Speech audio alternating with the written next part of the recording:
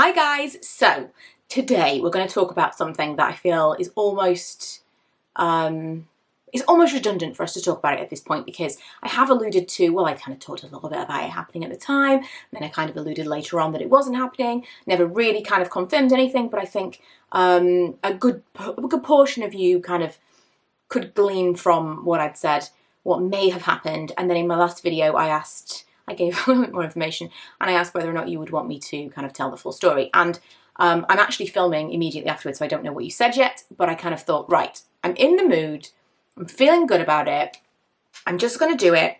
Whether or not I decide later on that this was a terrible idea and remove the video, we shall see. But just to kind of set the tone, I'm not here to defame anyone. I have no ill will towards anyone anymore. And I really am kind of at peace with the whole thing, but I feel like I would like to tell the story because it is kind of a behind the curtain thing of like what goes on, what happens, what can happen, and that things aren't quite as simple and easy as maybe you might think they are. So basically, I'm going to say even 3, maybe longer years ago, could easily be more than 3 years ago, well, a long time ago, there was going to be a lipstick collection. I was working with Makeup Revolution, and Adam, who runs the brand, I was close with him at the time, and we were talking about what we could do together, and we were going to do a lipstick collection. And it was very kind of flaky and nothing, you know, there was ideas thrown out and stuff, and what I really liked the idea of was having a lipstick named after different people. Since then, Mylene Class did that for, I think, a Littlewoods lipstick. This was so long ago, but I really, really liked that idea. Anyway, so that never came to be, and then there was going to be a palette, and then every time we would meet up, we would talk about the palette, and it's going to be this, it's going to be that, and eventually it kind of started happening. So the idea was that I would put together shades from the existing ranges. So this is everything that falls within the Makeup Revolution umbrella, which is so much. There was Freedom at the time, which is obviously on its way out. There was Makeup Obsession. There's now the Makeup Revolution Pro, which is new. There was I Heart Makeup, loads of different things. So just to give them an idea of this is kind of what I want. So I did that. We were talking about, I mean, I always had in my mind, this is funny now, and it kind of gives you an indication as to how I felt about YouTuber books and things, because I wanted to have, this is so funny, it's funny to me, because then eventually that dream was realised that I could stop kind of mocking myself. But I wanted to make a video and say, I've got an announcement, and I was going to say I was releasing a book, which I did later on, but I was going to say I was releasing a book, and it was going to be a book of eyeshadows, a la way back when, Urban Decay, and it was going to open up, and it was going to look like a book, and the book was going to be called, Dedicated, and inside, every single eyeshadow, every single thing within the palette was going to be named after someone. So again, I really, really liked this. I really held on to this idea of naming it after people that I know in my real life. I personally have always loved the idea of finding something with my name on it, and I think that partly was what fueled me, because I liked the idea of someone would find this palette or these lipsticks originally, and they would find something with their name on it and be like, oh, like there's a whatever, I was thinking of a really basic name then, but let's say there was an eyeshadow and it was called Liana, because I actually do know someone called Liana. You may never have seen an eyeshadow called Liana before. It would be a big deal. I have always really been pulled towards like personalized stuff, and so there was partly that, partly the thing of like bringing the fun in with other people that I know, and like, I don't know, I really liked that idea. So the whole thing was, it was going to be called Dedicated, it was going to look like a book, and that was like what I was going to do, like, ha ha ha, everyone's bringing out books, and it was like a tongue-in-cheek thing. So that was always my idea. I had like I drew up some artwork that I liked. We'd got relatively far along with the plans. It was going to launch at a certain time, and then I got a sample, which I'm going to show you now. So we went through loads and loads of different things. There were, I mean, a million different versions of what I might do, all eyeshadows or like more blushes and stuff. And in the end, we kind of came to this, which was supposed to be, I'll show you my idea. It was supposed to be kind of an all-encompassing palette, number one. But what I liked it as idea-wise was like that all of these went together. So like this, if you looked at them all as eyeshadows, because I kind of was as well, apart from the fact that these are cheap products, because that was a push. I like that this could be that these were all eyeshadows too, and then that these individually went together. So if you kind of look at them as 4 palettes, that was what I was going for. And I was really, really happy with it. I mean, there were going to be tweaks. I don't think this was quite right. And obviously there were things put in, like we wanted to make it so that it was going to be good for all skin tones and stuff. So that's why we had like the more golden highlight. There were various things that were going to be tweaked, but this is the one and only one that I got. And it was basically the prototype of do we like this? And I wanted to change little things, and then the date was pushed back. And I always in the back of my mind was thinking this might not happen, which is why when I eventually did get my book that I was going to be able to write, I want to say book deal, it wasn't really a book deal, but when I was offered the opportunity to publish a book, I was always very like, if it happens, because I'd had this experience and I was already I'm already a relatively cynical person. But then once I'd been kind of burned on this, I really don't truly believe anything's going to happen until it's really happened, which is probably the best way to be. Anyway, and the funny thing is, on the back, it actually has some information. I'll cover, well, I can't really cover anything up. I don't know if this is important information. If it is, I can blur it. But it has a date, the 17th of the 11th, 2007, and it has my name down here misspelled, which is probably a sign of things to come, truth be told. So I was really happy with the idea. It was all kind of moving forward, and then kind of just didn't. I was never really given any information about it. I was never really told this is not happening. I eventually met with someone when some new people were taking over like social media and stuff. I met with someone who said it was interesting to hear about the false promises that had been made. And that was pretty much the most definitive answer I got when it came to this is not happening. And to this day, no one's told me it's not happening. That made me, it made me angry, but I was so upset. I was so upset because I just felt like we'd gone through all of this. There had been major promises made, and I felt so let down. So incredibly let down and disappointed. I was embarrassed because I told people it was going to happen. Once you have something in your hand, you feel like it's actually going to happen. And then I had to tell people that it wasn't going to happen with absolutely no explanation.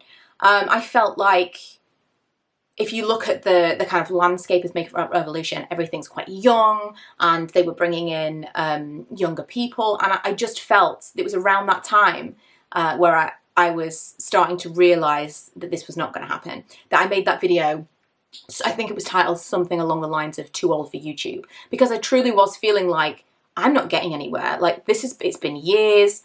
I'm not really progressing. I'm not really getting anywhere. What am I doing now? I think in actual fact, I'd been so caught up in this whole thing and working separately with them on other stuff that I'd kind of pushed everything of my own to the wayside. All of my blog stuff, my YouTube stuff, everything. I was just like, that was like a sideline to this. This was the most exciting thing that was happening at that time. And so I'd kind of fallen out of love with everything else. And it was going to show, it was going to have an impact. I was getting less views, I was just less engaged. And so less people were engaging with me. It was a knock-on effect. And so everything kind of at that point felt like it was falling apart because, well, that's not going to happen anymore. And now this is basically crumbling around me because I've not fed anything real into it in so long, because I've been so focused on this other thing that's not happening. It was a real tricky time because although you're not supposed to focus on numbers, you're not supposed to focus on, these all feel like vanity metrics is what we call them. It's not important how many people watch, how many people follow, how many people subscribe. They're not important things, but they are important things because, I mean, it's one way to tell someone how you feel about their content is to unsubscribe or stop watching. And it's the only feedback that you get. There's no manager, there's no one-to-one at the end of the month, you're doing this, you're doing that. There's nobody else kind of keeping you in check. And so if you're not keeping a handle on, oh wait, hang on, I need to look back and think, is this working? Is this not working? Am I really doing as much as I need to be doing? Am I just phoning it in? No one's doing that for you. And if you don't do it for yourself, it just slowly deteriorates. And I felt like that was what was happening. I didn't feel like I could really get it back from there. Then I started to feel very much like I was just too old for this. I was effectively being replaced by younger people in this arena. And so I felt like, well, what is the point? Like, I'm not a makeup artist. I don't really want to do mommy blogging. I don't want to put my kids on camera 24/7. I don't want to be a parenting blogger. Lifestyling blogging is just so vague. And I just didn't know what I wanted to do. And then the book thing came along. Ooh, I'm very Yorkshire today. The book thing came along and it gave me another focus. So I was really happy about that. That allowed me to kind of forget about the palette thing for a little while. I wrote the book. I was so proud of that. I would be proud of that if nobody had ever bought it. Nobody had ever had it in their hand. I would still be proud of that. I put everything into it, and it is a physical thing that I have to show for all of these years of doing this on YouTube.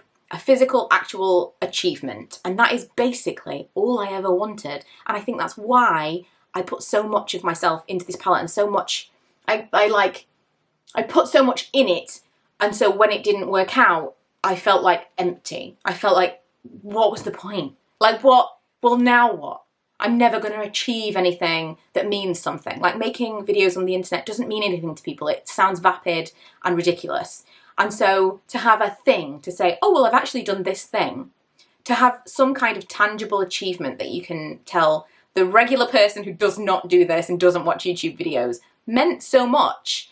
And with a little bit of hindsight, I realised that it maybe wasn't the right thing for me. I definitely wasn't the right person for Makeup Revolution. I am not their demographic, and you guys, perhaps, I mean, here and there, the products, but on the whole, they're a very like youthful, trendy brand. And we collectively are maybe not their demographic. There'll be the odd product, but we perhaps, when they were looking at me and my audience, I wasn't it. And I get it. I completely 100% agree and I understand. And from a business perspective, I totally agree with that decision. I think what really upset me was it always felt very personal. And so when it fell apart, that felt even more personal. It felt even more upsetting when it all went to nothing with no real personal communication. I think that's why I was so upset. And I was upset for a really long time. Like, I didn't want to talk about them. I blocked them on everything. I didn't want people to tell me what they were doing. I didn't want to hear about any products. Someone once sent me a picture of, they launched a palette with Makeup Obsession called Dedicated, which felt like a real kick in the teeth. Which I'm choosing to believe is, you know, there'll be lots and lots of creative people on the team. I'm choosing to believe it's a complete accident, but it's really tough. I really was hurt more than anything else because it just felt so personal. The whole journey, the whole experience it went from very, very small to very, very big in a short space of time. And from their perspective, I totally get it. It spiraled, and little interpersonal relationships became less important and became difficult to keep up with. And so I was just then a person that they were dealing with and not personal contact, which it felt like in the beginning. It was tough, but ultimately I am okay now with it. If you'd asked me a year ago, I was still really angry. And I wanted to make a video and talk about it, and I actually wrote a blog post and then I deleted it immediately. Because I was still too close to it. I was still too angry. I was still too mad that it had happened, and it felt so disrespectful and it felt so awful. And now I can kind of be a little bit more objective and think that it was a business decision, and it was the right business decision, ultimately. It just sucked for me. And now, further through the kind of fog of it all, I can see that by completely cutting ties, because they were very, very good to me financially, I must say, I must make that clear. I was working with them on some social media stuff for a long time after that fell apart. I was working with a different group of people, and I didn't have to have contact with the people that I felt very wronged by, although it was the same business. And they were very good to me financially while I was working with them on other projects. So I have absolutely no ill will whatsoever towards anyone there. I just was really, really hurt. But coming through that fog even further now, once I actually had completely cut ties with them, because it was, and even a few months ago, this was only maybe like six months ago, I can't even remember. It was earlier this year when I said, okay, I'm going to give them my notice, I'm not doing that anymore, because every single month the invoice made me sad. My husband couldn't understand this at all. Maybe some of you will. It's kind of a mental health thing. It's kind of like a self-preservation thing. If every single month you know you have to deal with people and you're like, really, it just reminds you of the whole thing. I decided I wasn't going to do that anymore, and I kind of cut ties completely, and almost immediately the weight lifted off me, and I feel now complete peace towards the situation, absolutely fine towards the people. It's so strange. It is so funny, but when money's involved, it does complicate things. And ever since then, everything's changed on YouTube, on all my social media stuff. I feel like I've been renewed. I want to say reborn. It's a little bit woo-woo, but I feel like I have like a renewed sense of passion for everything here on the internet. And it is almost like I'd been locked in a cage of this is now what I'm going to do. And I unlocked the cage and now I'm like, oh, this is me again. This is me from like 2015. I used to really enjoy doing this before it became like this thing I had to do in order to continue doing this, you know? I wanted to make this video more than anything to explain the change, because so many people have said, my energy has changed, I seem to have found like my passion for this again, I seem to have kind of just like flipped a switch and I'm back. And I completely agree, and really without explaining the whole situation, it is impossible to explain why. But that is why. That is why. And I wanted to talk about it because obviously you see collaborations all the time, and I want you to know that it's not all as cut and dry as someone just says, do you want to do this? Was months and months and months and months, like years. It's not as simple as someone hands you a deal. I mean, in some situations, I'm sure it is, but it's not necessarily. And oftentimes, I mean, there was no contract. I have learned so many lessons from this, but there's also no contract, so I can say whatever I want and talk to you as candidly as I choose to. It works in all ways. Everyone should have a contract when they work with people.